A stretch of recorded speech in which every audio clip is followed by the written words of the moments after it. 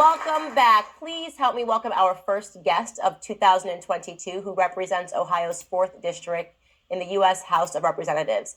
He serves as the ranking member of the House Judiciary Committee and is a co-founder of the House Freedom Caucus.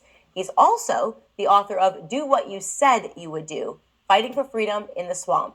Let's hear it for Congressman Jim Jordan.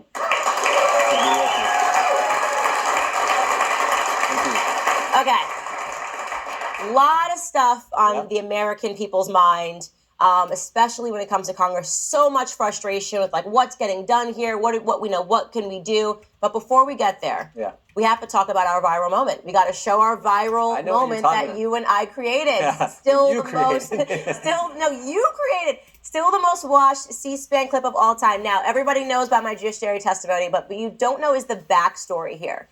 So you guys understand, basically, you have to have a Republican in the room that has not yet used their time to allow you to speak.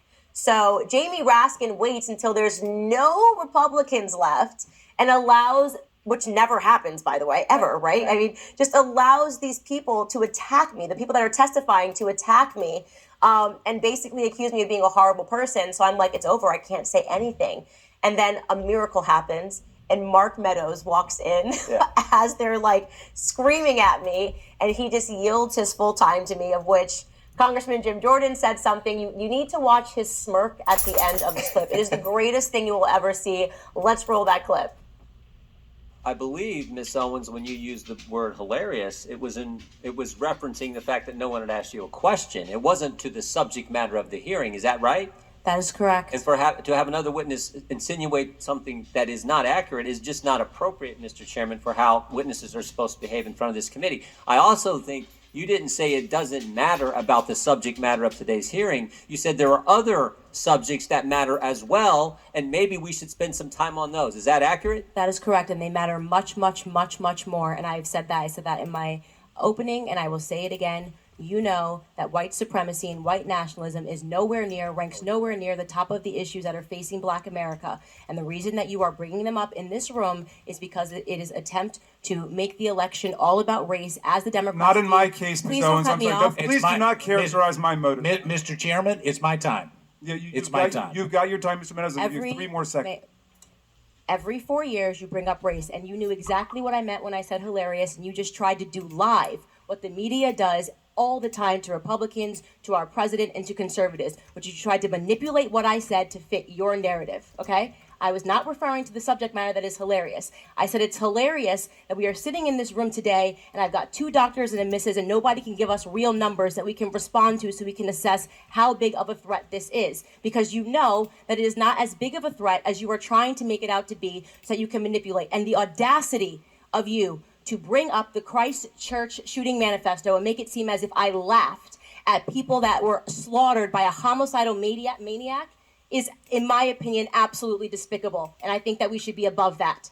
To try to assign reality or any meaning to a homicidal maniac writing a manifesto, which, by the way, let the record show, also stated Spyro the Dragon, the child's cartoon, as a source of inspiration. He also cited Nelson Mandela as a source of information. I don't think that Nelson Mandela has inspired mosque shootings. You can correct me if you think I'm wrong.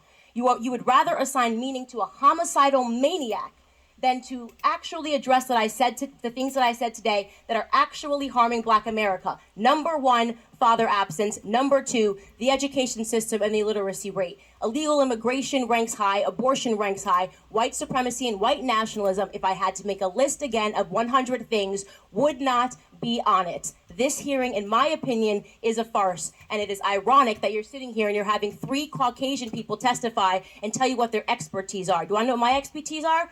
Black in America. I've been Black in America my whole life, all 30 years, and I can tell you that you guys have done the exact same thing every 4 years ahead of an election cycle, and it needs to stop. One of the best moments ever. Yeah. So the story behind that was we were at the hearing, and then we had a vote on the floor.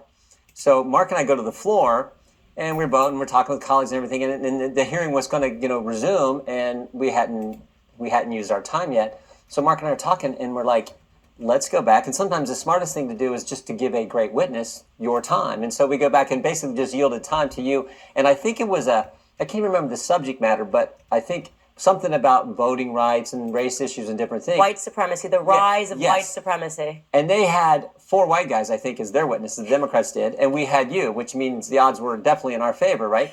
And you just knocked it out of the park with, I think, I yielded you like 3 minutes, Mark yielded you like 5 minutes, and you just kicked their tail. I was so angry, and people don't realize just even the corruption of how they do that, how they design that to make you look like a crazy person.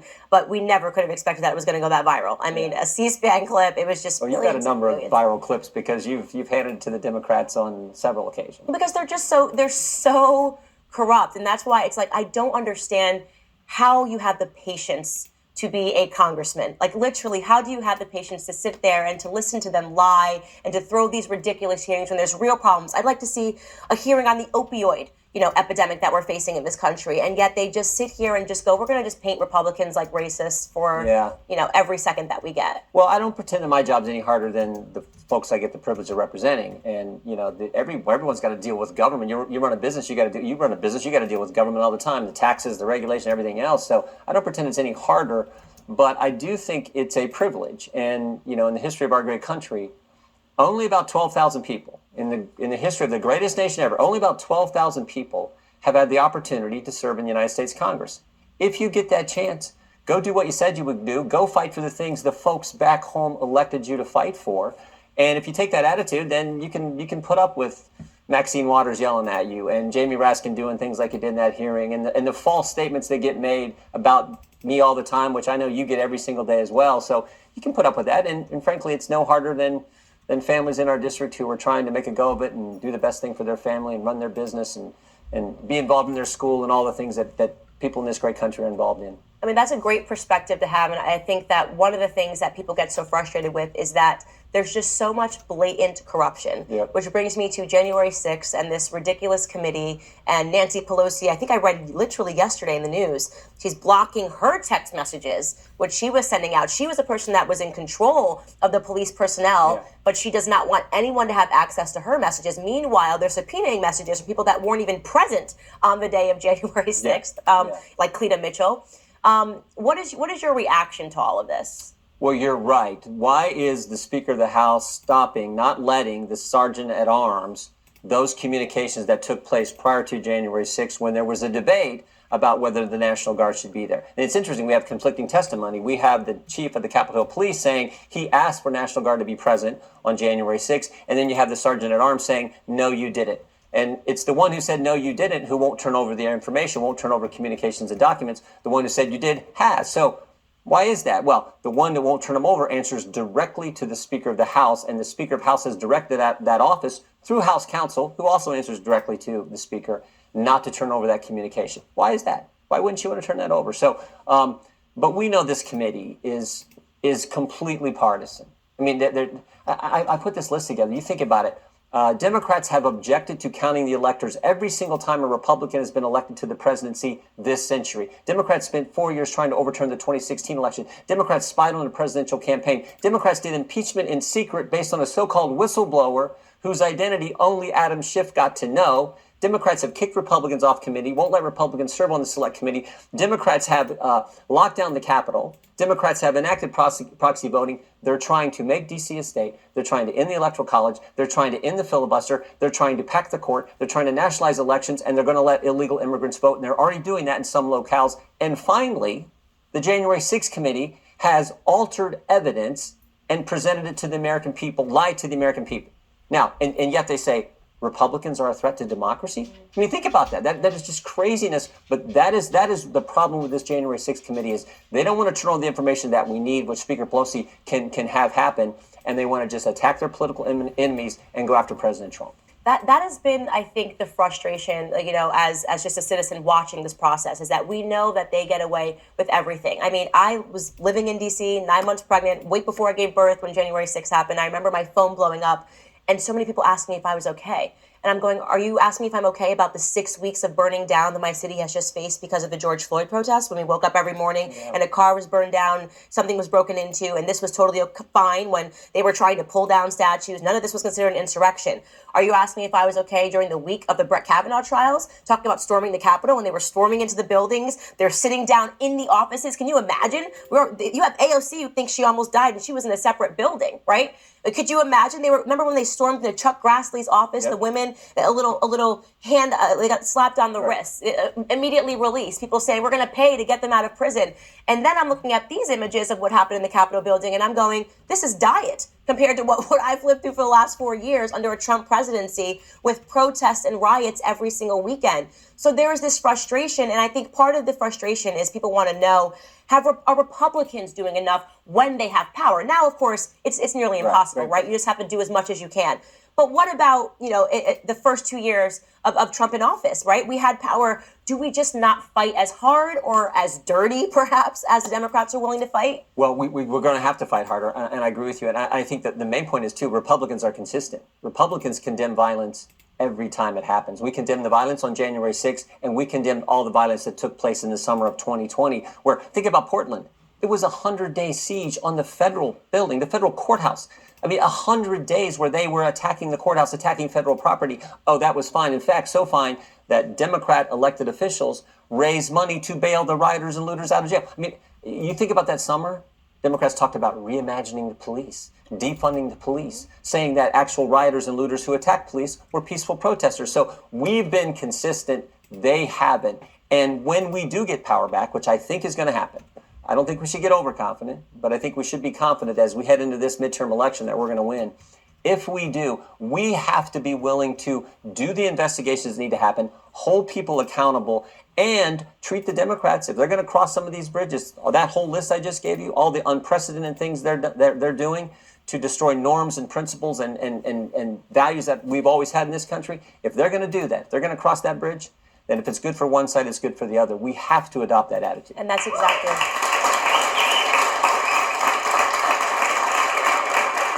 I think that's exactly how the American people feel. It's like you have to fight fire with fire eventually, because it's just not working to turn the other cheek. I mean, they have just gained so much in the past couple of years. And I mean, especially watching during Black Lives Matter, which I think Republicans were especially silent on. And of course, I appreciate the dilemma of, like, when you're a white person and they're accusing everybody of being racist, usually Republicans just don't even want to fight it. But these people were criminals that were burning down the cities, by the way, the inner cities that the Black community lives in. It wasn't even like they were doing this in white communities. The Black community suffered because of this fictitious Black Lives Matter narrative that seems to make an appearance every time there's a presidential election. But I want to talk to you about the FBI.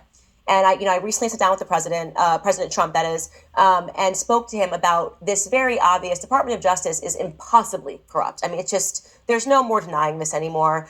Every time there is a domestic terrorist attack, we learn that there were FBI informants that are somehow littered everywhere, and January 6th is no exception. Under what scenario, you're familiar with D.C., I lived in D.C. for years, can a person walk up and drop off pipe bombs a couple of blocks away from the White House and just not get caught?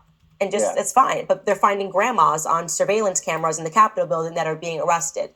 What's going on here? Well, and I would even add to the concern is this is the same Justice Department and FBI who we now know are treating moms and dads who had the audacity to show up at a school board meeting and speak out against a racist, hate America curriculum, who are treating them as terrorists. We had the whistleblower come forward to our office and gave us the email that was sent out, which says put a tag, put a label, put a threat tag on parents, on moms and dads doing what moms and dads are supposed to do. Show up at the school board meeting, find out what's going on in their kid's school. So when you have an FBI engaged in that, I think there are real concerns there. And then you couple it with the concerns you just raised about the issue of the pipe bombs being at the Democrat National Committee and the Republican National Committee. Let's figure that out. We never seem to hear about that. All we seem to hear about is Democrat members of Congress talking about President Trump and how he coordinated this, which is not even close to being the truth. Not at all. In fact, he said just the opposite. Peacefully and patriotically make your voices heard. So I have real concerns with that. If we take back the majority, Lord willing, I will get a chance to chair the Judiciary Committee. We are supposed to be the committee, and historically have been the committee that focuses in on protecting the Constitution, the Bill of Rights, our most fundamental liberties. That's what we have to do. And that includes getting to the bottom of some of the things we have seen the FBI do, specifically like treat parents as terrorists. Right. And here's a question, and I was actually trying to find the answer to it. When's the last time a federal agent has gone to prison for corruption? Right? I can't. Is this even plausible? Like, are they actually above the law? It's just the opposite. Andy McCabe sued the Justice Department. McCabe versus Garland. Garland gave him his back pay. Andy McCabe, who lied several times to the FBI, who, as part of the FBI, he lied internally in the internal investigation to the FBI, and lied multiple times to the Inspector General Michael Horowitz. He not only gets his back pay, Merrick Garland gave him his attorney fees as well. So when Andy McCabe, who was at the top of the FBI when the whole Trump-Russia baloney was going on, when they went after President Trump, spied on a presidential campaign, it not only is he not held accountable, he gets his back pay. Because remember, President Trump fired him appropriately so. He gets his back pay, and he gets legal fees. So, yeah, it's just the opposite, which is, again, why we have to do the oversight, which is our constitutional duty if we're in control, and make sure everything is brought in. And then at that point, you're going to have a Justice Department who hold people accountable. I don't think the Merrick Garland Justice Department is going to hold the Garland Justice Department accountable. But that will help frame things up for 2024 when I think President Trump's going to run again, and I think he's going to win. Yeah, you know, I want to talk about him and talk about his ideas, because you are now seeing this splintering when it comes to the vaccines. People are really angry about his perspective on the vaccines. Of course, he's against the mandates. He is totally against the masking of children in school. But there was this sort of vicious reaction when I interviewed him and he was talking about the vaccines. Right. People were very angry and saying he's compromised by Pfizer, which I don't believe that at all, and I've communicated that 1,000 times. Is this going to be a problem for him in 2024? How do you feel where is the base at on this? No, the American people get it. If you want to get the vaccine, God bless you. If you don't, God bless you. There shouldn't be a mandate. We know that. I hope the Supreme Court here in a matter of days is going to reach the right decision. They're going to hear the case on the mandate from the Biden administration. But I think the American people understand this guy, President Trump, did more of what he said he would do than certainly any president in our lifetime. And I would argue maybe in the history of our great country. I mean, I used to do this list back during the campaign. He said he would cut taxes, he did. He said he'd reduce regulation, he did. He said we'd have a great economy. We had the best wages up, real wages up for everyone in the population. He said he put conservatives on the court. Gorsuch, Kavanaugh, Coney Barrett, he did. He said he'd build a wall, he did. He said he'd get out of the Iran agreement, he did. He said he would put the embassy in Jerusalem. I mean, every presidential candidate in my lifetime has said that they would do that if you elect them, either party. And they get in office, and all the smart people at the State Department give them a ton of reasons why they can't do what they said they were going to do. And they said the same thing to President Trump, and he goes, I told the voters I was going to do it, I'm going to do it. And Shazam, it worked out. And if he doesn't do that, he doesn't get the Abraham Accords that he got as well. So he got more done. That's the guy we want to run, particularly when you contrast it to what we have seen in less than 1 year from the Biden administration. I mean, think about it. Biden presidency, I think, was good for Republicans, I got to say. Yeah, it was good politically, terrible for the country. Terrible for the country, but good for Republicans. I mean, we went from a secure border to complete chaos. We went from safe streets to record crime. We went from stable prices to record inflation. We went from respect around the world to the debacle that was the Afghanistan exit. And most importantly, we went from respect for the First Amendment to complete disregard for every right we enjoy as Americans under the First Amendment. Most importantly, speech.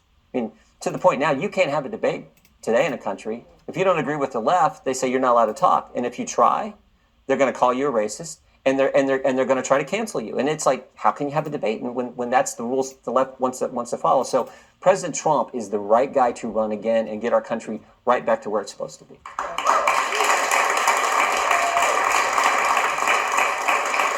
Speaking of the First Amendment, which has been completely trampled over, and speaking of President Trump, the collusion that went on to get him knocked off of Twitter, off of Facebook. They even took out the entire Parler app, which was insane. He wasn't even on Parler. So, just trying to piece together, what they were sending a message. They said Trump caused the insurrection, but they also had to get rid of Parler, even though Trump was not on Parler. He was on Twitter. They didn't have to get rid of Twitter. I mean, the levels of corruption that are going on here in terms of big tech. Does big tech have more power than Congress?